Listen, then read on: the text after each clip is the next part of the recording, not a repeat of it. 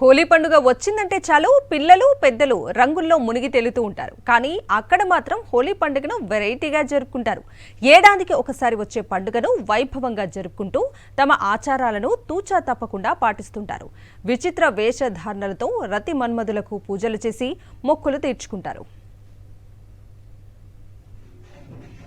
కర్నూలు జిల్లా ఆదోని మండలం సంతెకుళ్ళూరు గ్రామంలో హోలీ పండుగను విచిత్రంగా జరుపుకుంటున్నారు. హోలీ సందర్భంగా గ్రామంలోని మగవారంతా చీరలు కట్టుకుని కట్టుబొట్టుతో రతి మన్మధులకు పూజలు చేసి మొక్కులు తీర్చుకోవటం ఈ గ్రామానికి ఆనవాయితీగా వస్తోంది. హోలీ పండుగ రోజు పురుషులు కోకా రైకా కట్టుకోకపోతే అరెస్టం జరుగుతుంది అనేది గ్రామస్తుల నమ్మకం. అందుకే మగవారంతా లుంగీలు తీసేసి కట్టుబొట్టు లంగా ఓని చీరలతో సింగారించుకుని రతి మన్మధులకు పూజలు చేశారు. మగవలగా ముస్తాబై కుటుంబ సభ్యులతో కలిసి తప్పెట్లు తాళాలతో వీధుల్లో ఆటపాటలతో అందరినీ అలరిస్తూ దేవాలయం వద్దకు వెళ్తారు. అనంతరం రతి మన్మధులకు ప్రత్యేక పూజలు చేసి పిండి వంటలను నైవేద్యంగా సమర్పిస్తారు.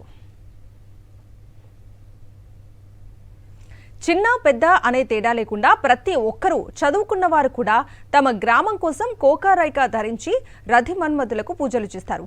తమ గ్రామం సుభిక్షంగా ఉండటంతో పాటు వ్యవసాయం, ఉద్యోగ, వ్యాపార రంగాల్లో అభివృద్ధి జరగాలని ఈ ఆచారాన్ని పాటిస్తున్నామని గ్రామస్తులు చెబుతున్నారు. ఈ వింత ఆచారాన్ని తిలకించడానికి పొరుగు రాష్ట్రాల నుంచి సైతం ప్రజలు తరలివస్తారు.